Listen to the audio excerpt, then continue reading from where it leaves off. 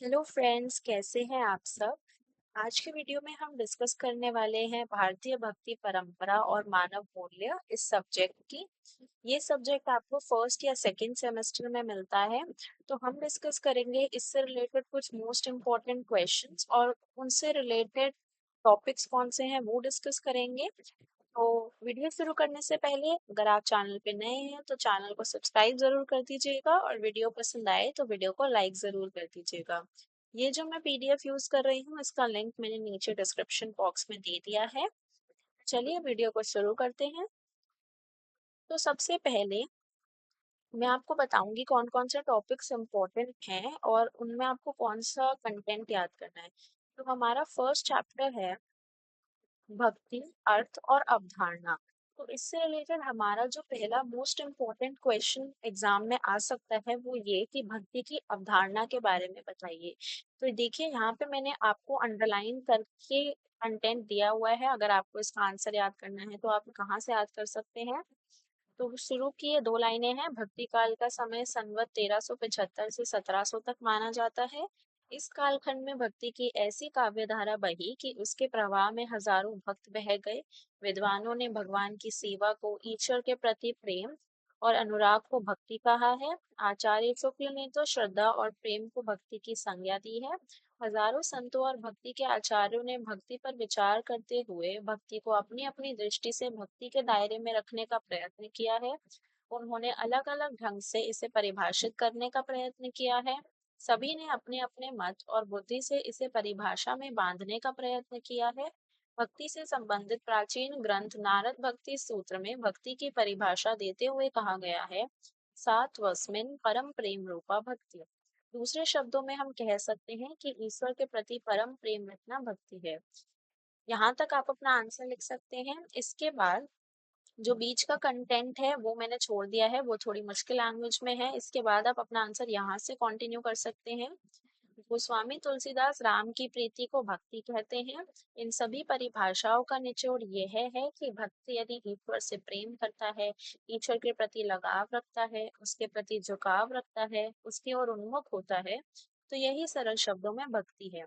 इस तरह से भक्ति में अपने इष्ट देव के प्रति श्रद्धा और अनुराग के भाव व्यक्त किए जाते हैं। इसके बाद आप आंसर आगे से लिख सकते हैं। देखिए मैंने अंडरलाइन किया हुआ है।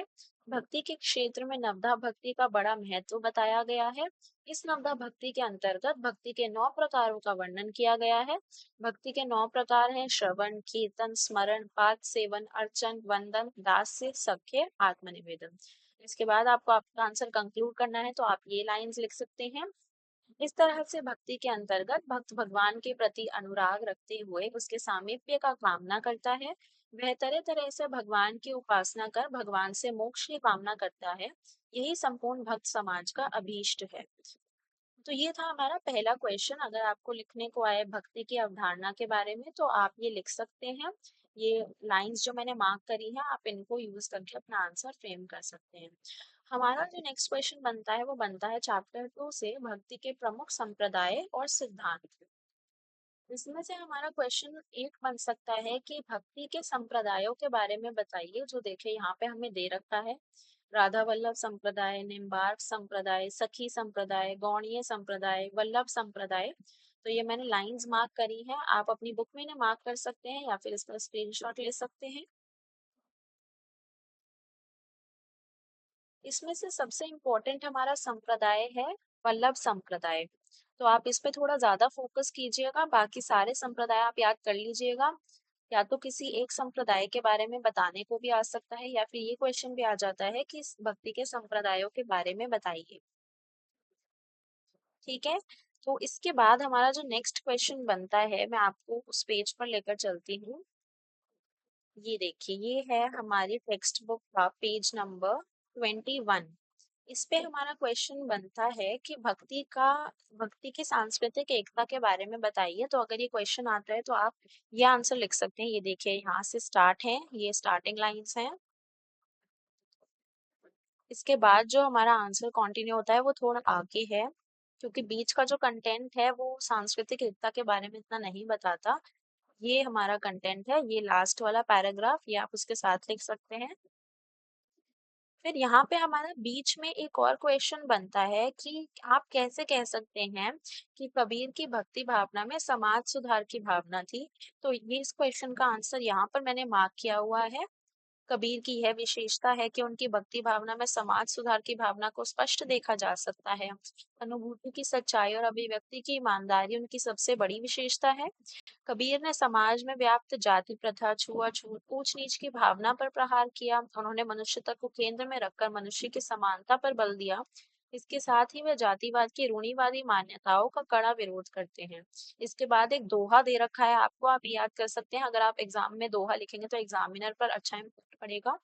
ऊंचे कुल का जन्मिया करनी ऊंच ना होए, सुबरन कलश सुरा भरा साधु निंदत सोए। और इसके बाद नीचे 3 लाइनें और हैं। वे प्रेम, अहिंसा, सत्संग, सेवा, क्षमा, दान, धैर्य, सत्य और परोपकार जैसे शाश्वत जीवन मूल्यों को अपनी वाणी में महत्व देते हैं। कबीर की वाणी की एक विशेषता यह भी है कि परम सत्य की अभिव्यक्ति के लिए वे अनेक नामों का सहारा लेते हैं। तो ये था हमारा एक और क्वेश्चन। इस चैप्टर से यही 2 क्वेश्चन मेन बनते हैं। चलते हैं हमारे नेक्स्ट टॉपिक की तरफ।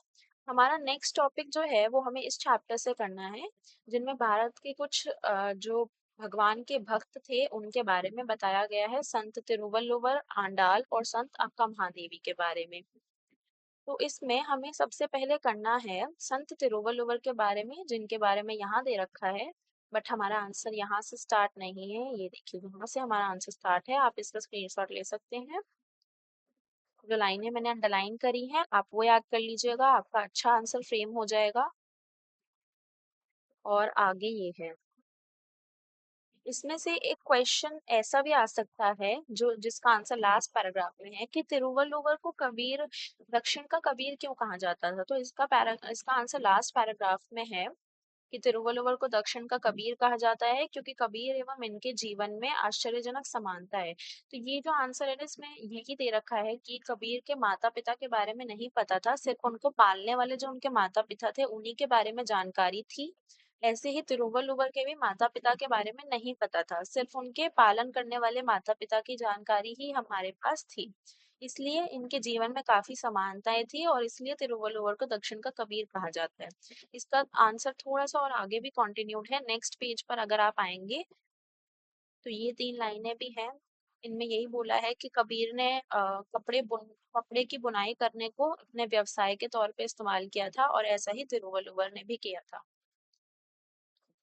फिर लास्ट में आप कंक्लूजन दे सकते हैं ये कुछ लाइनें लिख के। ये डॉक्टर एपीजे अब्दुल कलाम ने कहा था तिरुवल्लुवर जी के बारे में कि ये बहुत ही उच्च व्यक्ति हैं, ये मानवता के प्रति काम करते हैं, इन्होंने कपड़े बुनकर अपना जीवन व्यतीत किया, ये बड़े गुणी थे। तो इसके बाद हमारा जो नेक्स्ट क्वेश्चन बनता है वो बनता है संत अक्का महादेवी के बारे में। तो अक्का महादेवी के बारे में अगर लिखने को आए तो सबसे पहले आप ये लाइन लिख लीजिएगा, एक स्टार्टिंग लाइन।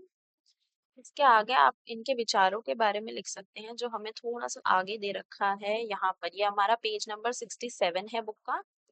यहाँ पे आप ये 2 पैराग्राफ्स लिख सकते हैं।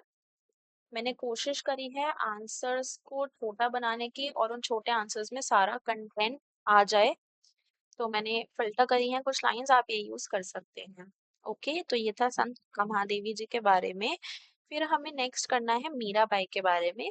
आप थोड़ा आगे आएंगे तो आपको बुक में मीराबाई का चैप्टर मिल जाएगा। ये बहुत ही इंपॉर्टेंट टॉपिक है, इसको आप बिल्कुल मत छोड़िएगा। मीराबाई जी पर एक क्वेश्चन तो आ ही जाता है एग्जाम में।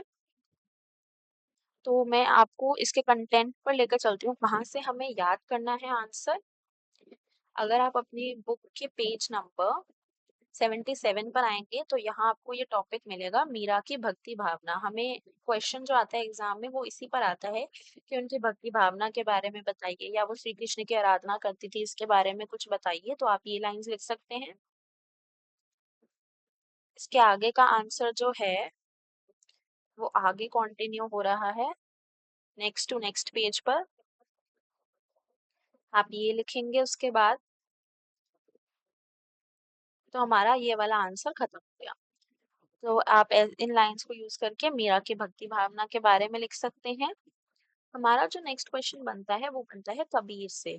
कबीर भी एक बहुत इंपॉर्टेंट टॉपिक है, इनके बारे में भी आ जाता है एग्जाम में क्वेश्चन। तो इनके बारे में एग्जाम में क्या क्वेश्चन आता है कि इनकी भक्ति भावना विचारधारा इन सब के बारे में बताइए। तो आप बुक के पेज नंबर 87 पर आएंगे तो यहाँ पर इनकी भक्ति भावना के बारे में दे रखा है। यहाँ मैंने अंडरलाइन किया है, आप यहाँ से याद कर सकते हैं। कबीर मूल रूप से एक भक्त थे, उनके गुरु का नाम रामानंद था। रामानंद से ज्ञान प्राप्त करने के पश्चात कबीर निर्गुण ब्रह्मा की उपासना में लग गए। फिर आगे नेक्स्ट पेज से आप ये याद कर सकते हैं, भक्ति के क्षेत्र में कबीर ने गुरु को बहुत ऊंचा स्थान दिया है। उनका मानना है कि गुरु ही भक्त को उचित मार्ग बताता है, माया से बचे रहने की प्रेरणा देता है, उसके अज्ञान को दूर कर उसे ज्ञान का प्रकाश देता है। फिर एक दोहा जो आपने बहुत बार सुना होगा, बहुत ही प्रसिद्ध दोहा है, गुरु गोविंद दो खड़े काके लागू पाए, बलिहारी गुरु आपने जिंद गोविंद दियो मिलाए। कबीर मूलतः भक्त थे, इनके काव्य में हमें नवद्या भक्ति के विविध रूप देखने को मिलते हैं। और ये रूप है दास्य भाव की भक्ति, दाम्पत्य भाव, वात्सल्य भाव। अगर इनके आगे जो दोहे लिखे हैं वो आप याद ना भी कर पाए तो आप छोड़ सकते हैं, आप सिर्फ नाम याद कर लीजिए, दास्य, दाम्पत्य और वात्सल्य। तो इस वीडियो में हमने कुछ इंपॉर्टेंट क्वेश्चंस डिस्कस किए। जो आपके ये शुरू के चैप्टर्स थे मेनली इन्हीं में से इंपॉर्टेंट क्वेश्चंस बनते हैं, आगे के जो चैप्टर्स हैं वो इतने इंपॉर्टेंट नहीं है। तो अगर आप लास्ट मिनट एग्जाम प्रिपरेशन करना चाहते हैं तो आप इन क्वेश्चंस को याद कर सकते हैं, काफी इंपॉर्टेंट क्वेश्चंस है और फिल्टर्ड आउट आंसर्स हैं। तो आज की वीडियो में हमने इतना ही डिस्कस किया। अगर आपको आगे किन्हीं क्वेश्चंस की जरूरत है तो आप नीचे कमेंट बॉक्स में बता सकते हैं। Thank you. अगर आपको वीडियो अच्छी लगी हो तो लाइक जरूर कीजिएगा। Bye bye.